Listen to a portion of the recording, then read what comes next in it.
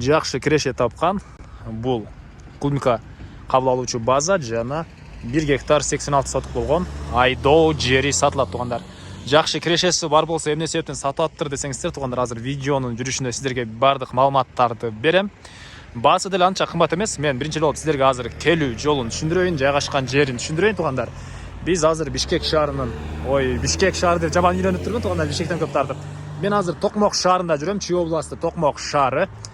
Токмок шаарынын түштүк тарабы Менеткеч айылындамын. Бул мынакей Менеткеч айылынын центральный трассасынын жээгиндемин туугандар. Бүгүнкү базабыз ушул Токмок шаарынан түз эле келип жатканда трассаны жээктеп келе жатсаңыздар туугандар, мондай кесилишти көрө аласыздар.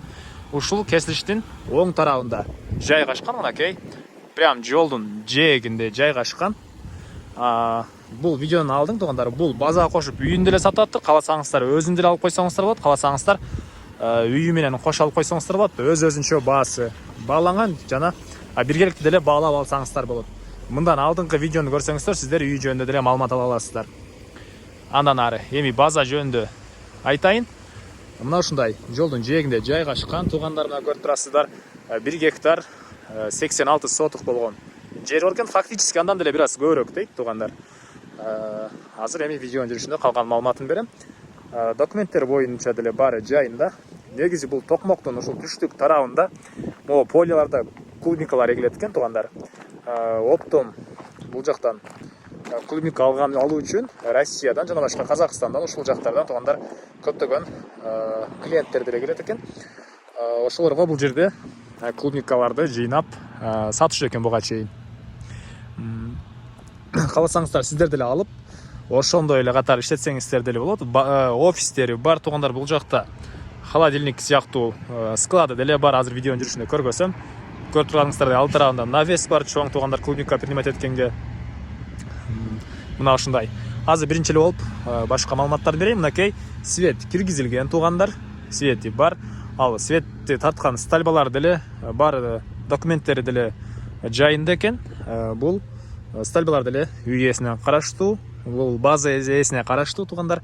Проводдор деле баары база ээсине караштуу. Сиздер алсаңыздар сиздерге караштуу болуп, ошол бойдон калат баары. Бул стальбалар деле баары туугандар. Бул мынакей алды тарабынын көрүнүшү. Көрүп турганыңыздардай, алды тарабында чоң навес бар. Навестин түбүнө кенен ящиктерди жыйнап, анан килограммын өлчөп, анан бул жака киргизесиздер же КамАЗга жүктөйсүздөр. Кыскасын айтканда ушундай бир кандайдыр максатта навес деле салынган. Биринчи эле оң тараптан маалыматын берип баштайын. Бул жакта офиси туугандар.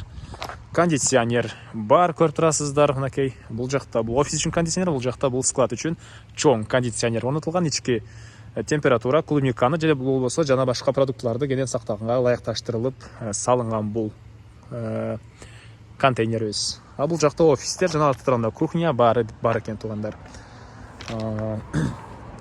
Азыр эле айттым, свет киргизилген. Мынакей прожекторлор деле орнотулуп, жарык, кечкисин боожелердин баары жарык.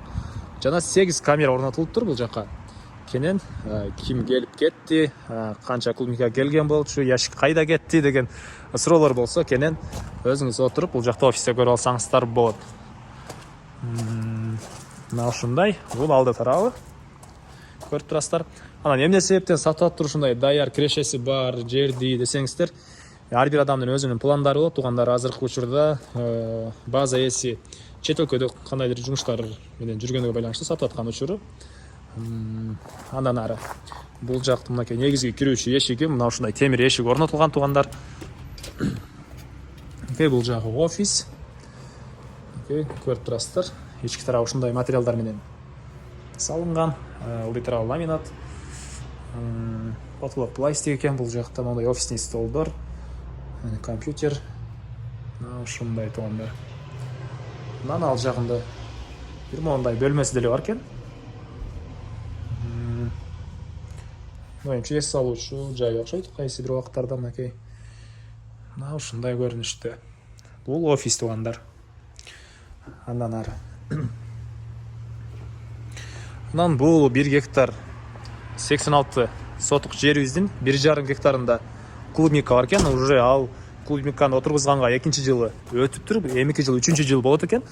Кыскасын айтканда күнүнө жок дегенде 20 миң ушул клубниканан киреше тапсаңыздар болот экен туугандар. Күнүнө эртең клубниканын сезону башталганда 20 миң сомдон киреше тапсаңыздар болот экен клубника сатып. Бул эң минимум эсептөө. Жакшы болгондо андан да жакшы тапсаңыздар болот дейт.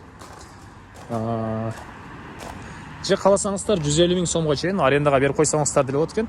Өзүм арендага берейин десем, мен өзүм бул жакта болбогонума байланыштуу бере албайт эле. Арендага берип койсом, бул офистерди кантип иштетип атышат, булар кандай буюмдарымды кандай иштетип атат, аны бир адам келип күзөтүп карап туруусу керек деген ойун айтты. Бул жакта жанакы клубника сактаган холодильник. Прям холодильник эмес, эми ошол клубника кандай температурада турса, ошол эмеде сактап берет сиздерге. Ошол баары орнотулган. Бул жагында навес туугандар. Көрүп турасыздар, бул жагы навес.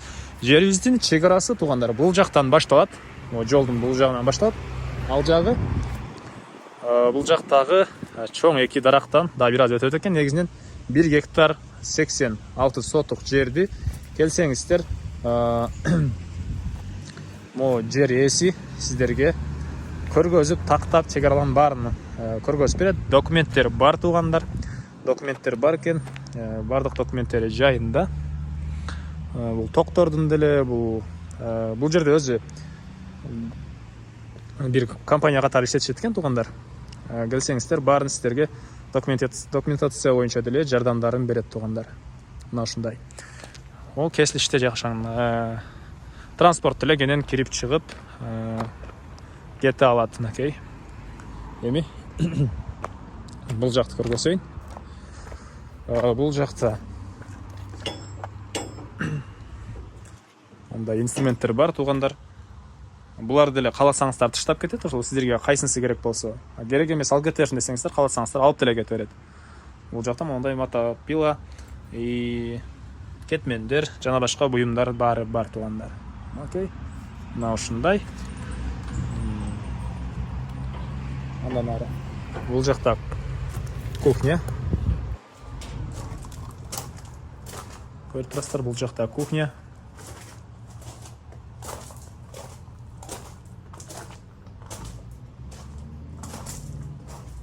Бул жактан да өзүнчө эшиктен чыгып кирсеңиздер болот экен. Эчки тарабынан раковина орнотулуп, суу чыгарылган. Бул жакта продуктулар койгонго мындай жерлер. Ылдый тарабында мындай шагыл төшөлгөн туугандар. Тамактануучу жайы. Персонал деле болгон окшойт, менин оюмча көп адам тамактанганга жер бар экен. Же болбосо грузчиктер келип калат. Кыскасы ушундай туугандар, чоң база болгон бул жак. Негизи боюнча азыр деле бул эменин партнерлору келип, жер ээсинин партнерлору кээде иштеп турушат экен туугандар. Азыр уже клубниканын сезону бүттү окшойт, менин оюмча. Дыйкандар барбы, көрүүчү дыйкандар? Ошол клубниканын сезонунда өтө эле катуу бул жерде жумуш болот дейт. Бул жагында бир мондай да помещение бар экен. Туугандар, документтер боюнча деле баары жайында. Бул эч кандай стальбалар деле, проводдор деле эч кандай мамлекеттик эмес, баары өзү собственный сатып алыптыр туугандар. Баары өзүмдүкү деп айтты. Жер деле ушул ээсине караштуу болуп калат. Бул жакта дагы бир мондай помещение бар экен. Эмне болгон помещение экен бул жагы туугандар? Бул жак отункана, очок бар экен. Ушундай. Бул мынакей арты тарабы. Мына ушундай көрүнүштө жана чыгыш бурчунда, үйдүн тышкы тарабындагы туалет деле бар экен туугандар. Мына ушундай. Эмне маалыматыбыз калып калды туугандар? Эгер кааласаңыздар, клубника база катары дальше иштетем десеңиздер, ээси сиздерге жол жобосун көргөзүп, документтер боюнча дагы жардамын берип эме кылып кетем деп айтты. Сатканда баарын көргөзүп кетем деп айтты. Мына ушундай туугандар. Айтылбаган эмне маалымат калды? Баарын эле айттым окшойт, бир эле баасы калды окшойт туугандар. Бул базабыздын баасыны $35 миң деп атышат. Почти 2 гектар жер. Бул базалар баары биригип $35 миң. Бир аз сүйлөшүү болот туугандар. ээсинин номерин экранга калтырам. Звонок кылып кенен сүйлөшүп көрө бериңиздер. Сүйлөшүү болот. Эмнеге сатып аттыр, андай мындай суроолоруңуздар болсо, кандайдыр бир суроолоруңуздар болсо, ээси менен звонок кылып сүйлөшүп көрүңүздөр туугандар. Толугураак маалыматтарды ээси сиздерге дагы берет.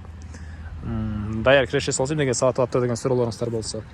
Негизи боюнча чоң жер жана бул жакта билгендер болсо Токмок шаары жакта бул жакта клубникалар көп келет экен. Оптом клубника алганга туугандар ошол КамАЗ менен Россиянан жана башка Казакстан ошол өлкөлөрдөн келишет экен. Ошолорго бу жакта жыйнап саткан база туугандар. Мына ушундай. Анан жана айткандай эле бул жакта үйүбүз деле бар. Ушул эле жер ээсинин үйү бар. Бул базанын өзүнө $35,000.